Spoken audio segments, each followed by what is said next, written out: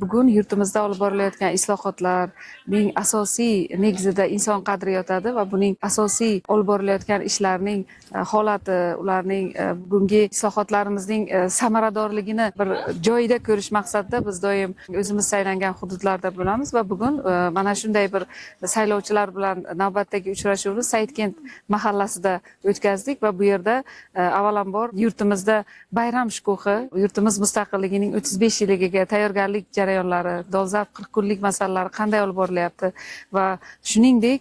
aynan mana shu G'ijduvon tumanidagi har bir mahallada energiya samaradorlik va kuz-qish mavsumiga qanday tayyorgarlik olib borilayotganligi masalalari bo'yicha ham qiziqdik. Shuningdek, aholi bilan uchrashuv jarayonida ularni qiziqtirayotgan masalalar, ularning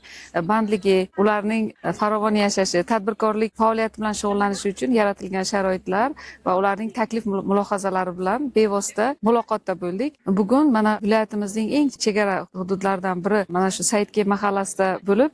bu yerdagi aholining kayfiyati juda ham yuqori ekanligi, bugungi olib borilayotgan islohotlardan shukronalik hissi qanchalik yuqori ekanligini, o'zlari yashayotgan hududning obod bo'layotganligi, uning kundan kunga rivojlanayotganidan qanchalik xursand ekanliklarini va bunga o'z hissalarini qanchalik qo'shayotganliklarini aytib berayotganlari ham juda ham quvontirdi va islohotlarning mana shunday eng chekka hududlargacha kelayotganligi, ular o'zlari anglagan holda, tushungan holda mana shu jarayonlarning bevosita ishtirokchisi bo'layotganliklari ham bizni quvontiradi.